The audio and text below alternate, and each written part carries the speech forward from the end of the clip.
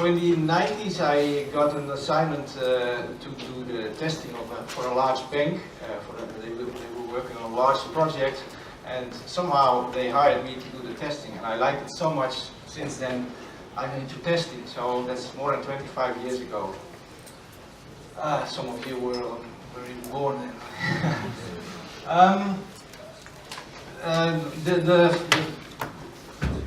The focus of my job has changed a lot from technical point of view to more the business side of view. The most recent projects I do are projects where I work with customers, with end users, to do end-to-end testing. So it's not very technical code and unit testing. I'm more in the acceptance test side. And I like projects where is a lot of on stake, you know. I've been involved in some projects where they are highly visible in Holland. I will show you some examples of that one. Some project where they already tried to 2 or 3 times to implement the system, and they failed. And this time they have one chance to do it right. So that are projects where I like to be involved in. One of those projects is the left one, for the police and for the Ministry of Justice. I worked for a system where we can identify people, identify suspects or immigrants also, by taking their fingerprints, taking a picture from their face, scanning ID documents, and then the system queries a lot of databases. And you can imagine that a lot of organizations are involved in this application, so the end-to-end test was really a big thing to organize. So this was one of the projects. I can have an idea from this console. It is on every police station in Holland, and we use it to identify the identity of persons. The next project I was involved in is in the Dutch study loan application. If you are in Holland and you have a study, then you can loan money, and you have to pay back in 10, 20, 30 years. So pretty much everything in Holland is in this system. So if we are completely rebuilding this system, I have some examples from this too. Okay. About reporting, we are going to be in the grumpy mode now. Well, I'm in the mood. I did some search on Google, and I looked at some test reports colleagues of mine are producing, and what I find is this kind of things. I see a lot of graphs, I see a lot of numbers, I see traffic lights, I see coverage, number of test cases executed, number of defects, etc. Lots and lots of numbers. I don't know if you recognize this. Is this the way you also report? If you, for instance, buy tools like HP ALM or TFS, then you can also create wonderful graphs and you can create this kind of reports. But the reality is, this kind of reports I see, they don't get, people don't read them. If you make it a thick report with all kinds of graphs and numbers, people don't read it. And if they read it, I doubt if they understand it really. Do they really know what's going on if we report like this? What I see very often is, I know if you recognize these signals, if somebody reads your test report and you don't get any response at all, or they say, yeah, looks good, yeah, okay, we can go in production now, or you deliver this kind of reports and they look a bit fuzzy and say, okay, and can you give me advice? Can we go in production now? Sometimes also I talk to test managers who are frustrated. They don't get here, their message is not heard. They feel they are not taken seriously. I think this is mainly because we do not communicate in the right way our test results. We have something with counting things. We always want to count things. Imagine we have the man who does the weather forecast on the television. And imagine he's going to do his daily talk and he would say, well, I did today, I did 9,000 measures of the temperature, and you can read it. You don't want to hear that. Maybe his colleagues are interested in how he does his job, but we are only interested in what's the weather going to be tomorrow. Another example, maybe you are, if you see this journalist on the television and in the news, and he says, well, this day I made an article with so many words in it, and I made 20 pictures, and that's not what we want to hear. We want to hear what's the news. And I don't know if here in Lithuania you know Bones, the series Bones. Yeah, you're nodding. You have the same. You have there's some murder to investigate. Then the scientist comes up with an enormous number of words. Oh, I soaked the body in a solution of formaldehyde and 80% water and for 24 hours, and then we are not interested. Was it murder or was it an accident? That's what he is interested in. So about go no go advice. Do you give go no go advices to your customers? Yes. Some yes. Yeah. When I do this in Holland, almost everybody raises his hands. But the go no go advice, if you at least in my country, is some kind of the ultimate test deliverable. But I think a go not go advice shouldn't be necessary. If my customer asked me to provide a go no go advice, and I consider that as a failure. I didn't do my job properly, because this shouldn't be necessary. And even then, if I gave this advice, what would that advice be worth? When I was looking on the internet for some pictures, I stumbled on this book about go no go. You see, this is very actual. What's happening with the refugees from Africa?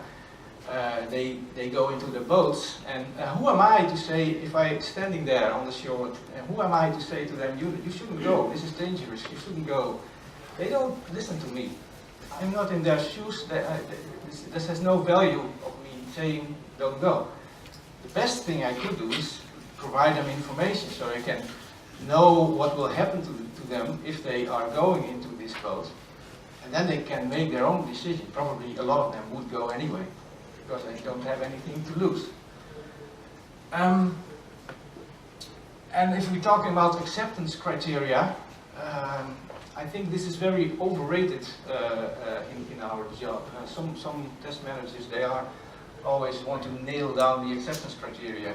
The acceptance criteria are very much depending on the situation and depending on the person who is involved.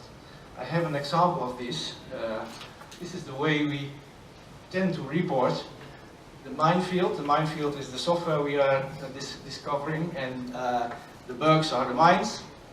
And then we have tested for a while, and then we say, okay, we have the 95% coverage. We found 60 mines. We cleared 58 mines, and there are 2 mines remaining. They are there and there. And these are MSM MK2 mines containing 4 kilograms of composition B explosive. This is how we tend to report. Is this useful information? And if I would give you a go no go advice, would you follow it? Yeah, sure, you can walk. Yeah, no problem. Maybe you lose a leg. Maybe if you knew that those composite B explosives and all those mines we found were anti-tank mines and only go off if you weigh more than 1,000 kilograms, maybe then you could walk. But be honest, if I would ask you, would you ever walk in this minefield? No, I wouldn't. But if I was there and there was a whole bunch of a whole army with rifles and tanks chasing me, maybe I would go through it in a split second. So acceptance criteria are very much depending on the situation and the person. We also have to be very careful with terms. With testing terms. We are talking about coverage. if we are talking about coverage, beware that our customer doesn't know what coverage is. And I think maybe we are testers, well, you are testers, I think a lot of them. We think we know. This is a little dialogue between the test manager and the customer. The test manager says, well, we have reached 95% multiple condition coverage. The customer thinks, oh, what sounds good, but what would it mean? Well, 95%, it's very much, it's nearly 100, it will be okay. But she has no idea, is this now, do we have a quality product? Does it work as designed? Will our customer be satisfied? David Evans, I agree with him, he talked about the same. He said, well, we should talk the customer's language and not our own language. Even testers, we as testers, do you know what that means, multiple condition coverage? And if we have this, what do we have? I don't know, I'm not sure myself. So how can my customer be sure? Well, we're going to be positive now. This is the next part of the presentation. What can we do better then? The first thing we need to realize is that we have to put ourselves in the customer's shoes. So talk their language. And don't say what you have done. The most test reports I see are just writing down what we have done. But write down what you have discovered. That's much better. And don't write what happened, but write what will happen. Our customer is interested in what will happen. So like the weather forecast, we are interested in what's the weather tomorrow, not what it was yesterday. Okay, from now on, I don't talk anymore about a test report, because I think a test report, it sounds like it's one thing you deliver and that's it. But I will talk about information from test. And what are the criteria for good test information? Here I have, it's not an exhaustive list, but I think this is good to start with.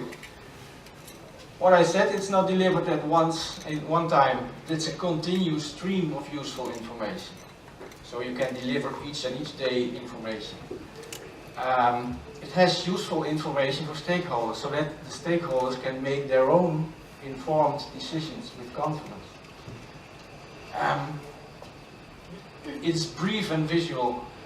A 20-page document, nobody reads a 20-page document anymore. So it has to be on, I think, on one or 2 pages, and that's it. It has to provide a look into the future.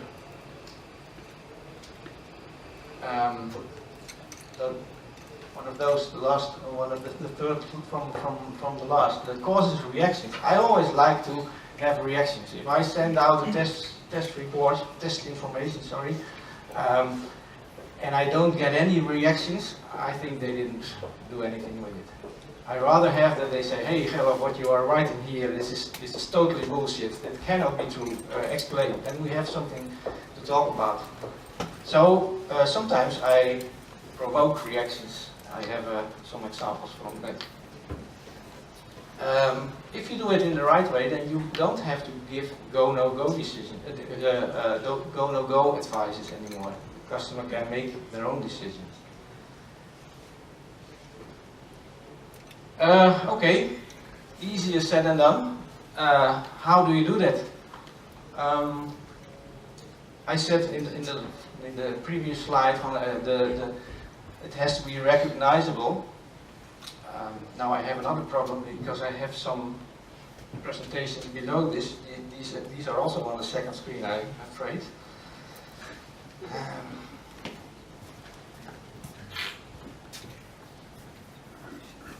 No. This is in the example from the identification console. We made the first few test scenarios, 4 or 5 test scenarios. We worked out in this way. We made a case. Mr. Bruin, she is arrested. She is suspected of a VH crime. That is a quite severe, has a Dutch passport. Well, we are here in the business process. This is the menu from the system, so we have to choose this option, and now we are here. The officer, the police officer, asks the customer, "Who are you?" And the customer, the suspect, and the suspect answers, "I'm Willeke Bruin, born then and then, my address is," etc. Now we are here. Well, you get the idea. This is the fingerprint screen. We take some. Oh no, this is the scanning of the document.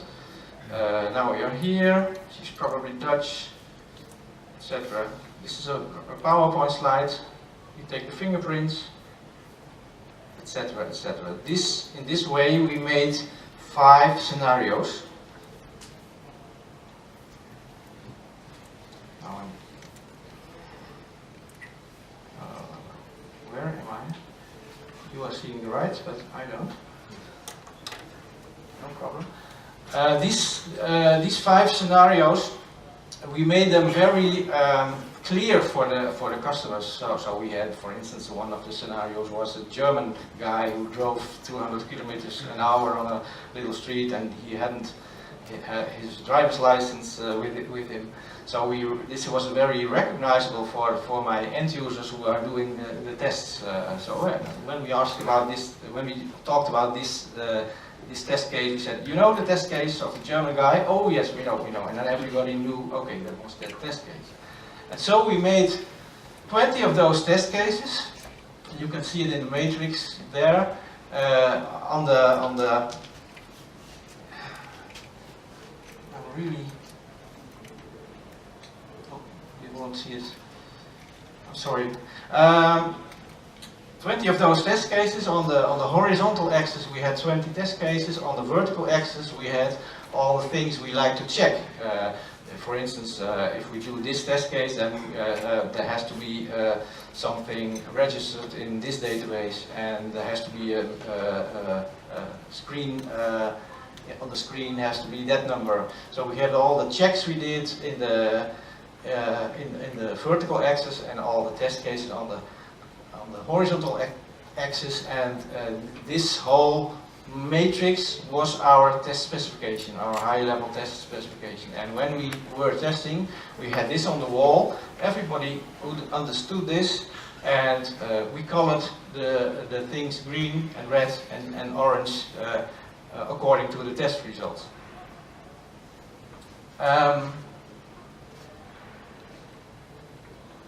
my God. Now you don't see the next slide anymore.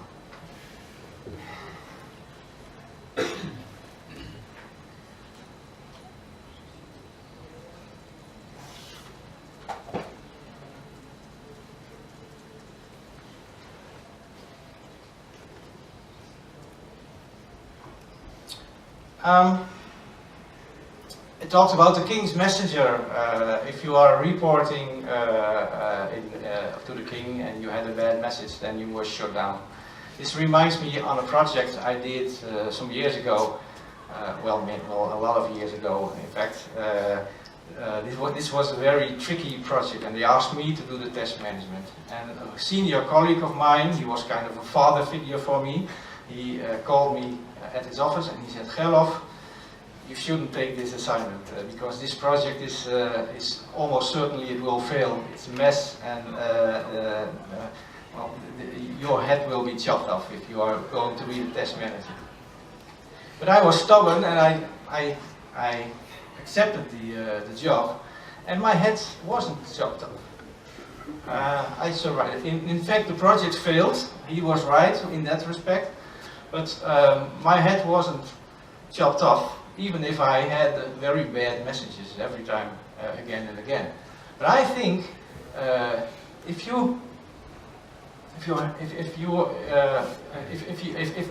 they shut you down as a messenger, it's your own fault. It's the way you report.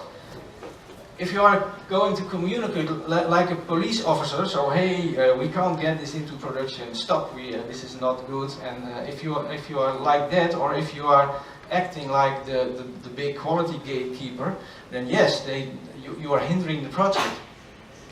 But you cannot do it in a very more positive way. Do you travel to, are there people who travel to Greece? No, I traveled a lot in Greece, and the Greek people are very proud and stubborn, and they make their own decisions.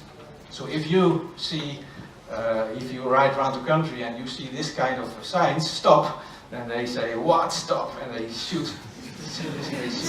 So this is what I call a no-go advice. And the Greeks say, well, I make my own decisions. I'm in charge of my own life. And you see this. And in effect, I like that from them.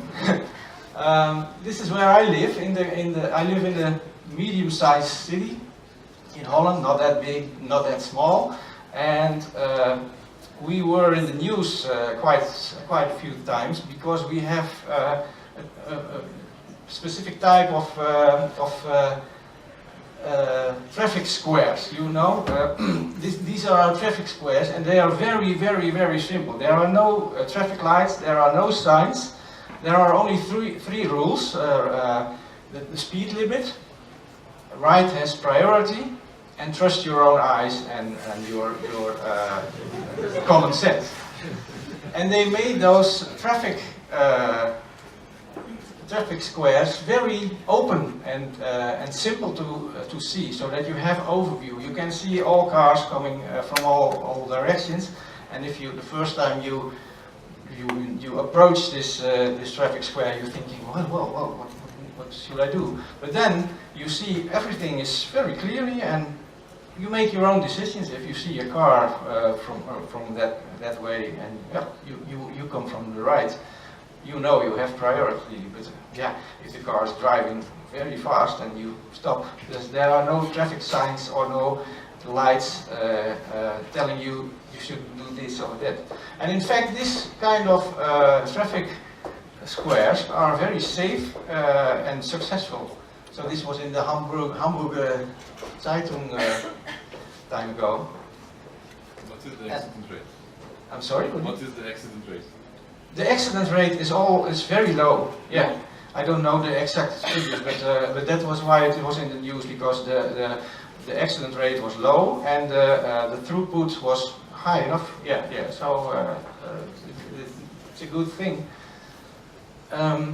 This is one of the most important slides because it perfectly illustrates how I think about test reporting. This is how test reporting should be. You can see everything and you can make your own decisions. Okay, back on track. I told one of the things good test information should be is have a look at the future, not only in the past. How do you do that? Well, one trick is to link your test results to the implementation scenario. And this is what we did here for the identification module project. What we did on the right, you see some of our findings, high level our test findings. During the end-to-end test, every day we had a few times very nasty error message, a red bar on the screen. There's an error in the some technical error, and then the operator has to start all over again. So that was one nasty error. On the immigration side, we have a few serious bugs, but the interface with Eurodac wasn't working. All asylum seekers have to be registered in Eurodac. We also had some positive news. The data input, the checks on the data input were very solid. We never managed to get the wrong or inconsistent data in the database. And also the matching algorithm of the fingerprints was rock solid. It was never mixing up identities because of the false positives or false negatives. So that was okay. But we had a lot of other user irritation things, confusing messages, sometimes some tasks you couldn't do with the new system because it simply went wrong. So you had to use the old system. So these were our findings from test. On the right side you see the implementation scenario. We plan to start with number one, the middle one, to start very small in one police office in the east part of the country. Not so much happens there, no much crime and no much immigrants. A small police office, and we plan to start here, and we have also support on site. So on a typical day there would be 20, maybe less identifications needed, and then there was one guy from the development team was there helping the police officers with the identification. Our next step would be in Ter Apel. There is the central immigration office is located there, and they really needed this system because lots of immigrants come into our country. So they like to have it rather today than tomorrow. So that was the second part of our implementation plan. And the last was the rollout in the whole country. So if I plot these test findings on this implementation scenario, then the first test information I delivered was this one. What will happen if we are going live with this software in Borne, the first little police station? Well, the first finding, well, we do only 10, 20 identifications, so this will probably occur 5 or 10 times in a week. There is assistance available. Well, this is not very hindering for going live in Borne. The second one, in Borne were almost no immigrants, so I doubt if we had one scenario there. So it's not fine that we cannot test it because the immigration interface doesn't work, but we can go live in Borne. And the last one, all those confusing messages. Also, we have assistants there, and they have the old system also. So it's not so. I wouldn't expect many problems in Borne. So notice I don't say you can go into production in Borne or you can't go in production. I only say, like the weather forecast, well, it will be a bit rainy or it will be sunny. You make your decision. And the next one, the same. Ter Apel with the immigrants, the central immigrants office. Well, there we have one big thundercloud because Eurodac won't work. We can't use this in a system where in an office where almost all immigrants are. So we have to solve the second issue before we can go live in Borne, in Ter Apel. Another thing I said, test information should be a continuous stream. What I like to do is have 3 levels of reporting. One level is micro level. I note from minute to minute what we are doing. When we were testing, we were together in a room, and then every action we did, I recorded in a log. And this log I could use for my own. It was pure using it for my own. But sometimes, if a manager came in and he saw me making that log, it built confidence. He saw, okay, they are serious and they notice all things. So the first level was for my own, but also a bit for confidence of others. Then the medium level. I had a daily blog. Every day we had, if we had done a test, then I wrote a little blog about what we discovered. Sometimes we were very frustrated because things were not going that well. Sometimes things were fine, and then we were happy, and then my blog was happy. So I got a lot of reactions from this blog. I told you I like to have feedback from my stakeholders. One day when I didn't send out the blog, they say, hey, didn't you test today? Where is your blog? And so they were just reading it every day. And the biggest level was, the high level was the macro level. You have also to make sometimes a report about how we are doing. And then I used the matrix I showed you with colors, red, green and yellow. filled in. Sometimes you need to be a little bit mean, you need to cheat a little bit sometimes. The project was not going so well, and the project leader, he was more concerned with building more features in than solving the defects. So a lot of my test scenarios, we had 24, they didn't pass. So one day the project manager he went on holiday, and the controller would take his place. And I thought, well, this is a good moment to have a little chat with the controller, because I knew he was a number guy. And I said, well, I showed him the matrix, and I said, well, we have 24 test cases. We are 2 months testing, and only two test cases are passed. So I need another year of testing. Whoa, and he explodes. He said, what, a year? That's not possible. So I knew it was not true, because maybe if some of the defects were solved, then at once we could have 10 test cases passed. But this triggered him, and from that moment on, there was more focus on solving defects instead of building new features. So sometimes you can abuse the numbers for your own. Another thing what works very good is have people in the room, your stakeholders, your manager, invite them in the room and let them play with the system himself or herself. And then they experience how it is to work and what the testers are facing. And then you don't need a big report. If they have worked for a few hours on the system and they know that they, every time they get a red error message, then they know that we're not ready to ship yet. Okay, I'm almost done. This is my last slide. Yeah. Sometimes people ask me, well, what kind of tools do you use for reporting? And well, as you maybe know, I'm not a big fan of the test management tools that produce these things on the left.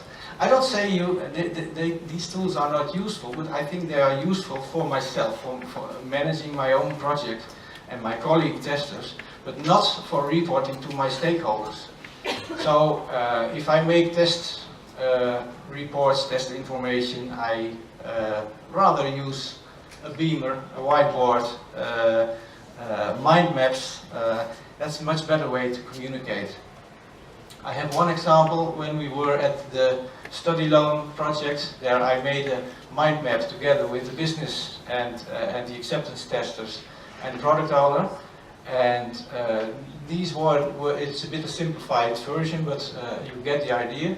This was the main thing, the scope of our tests, and all the things that went okay, I made them green.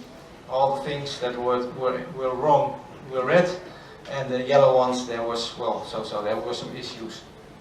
And when I showed this image, they sent it around the whole company. They liked it so much, and you could see in one glance how we were doing. And when I finished my job as a test manager there, we had a quality manager who was very strict in delivering all kind of deliverables. So one of the deliverables was a go-no-go advice and a test report. And I asked my manager, well, I have this. Do we need a Word test report, a test report in Word, and a go-no-go advice? Do I have to write it? And he said, no, leave it. I know what we have to do. So that was a big compliment for me.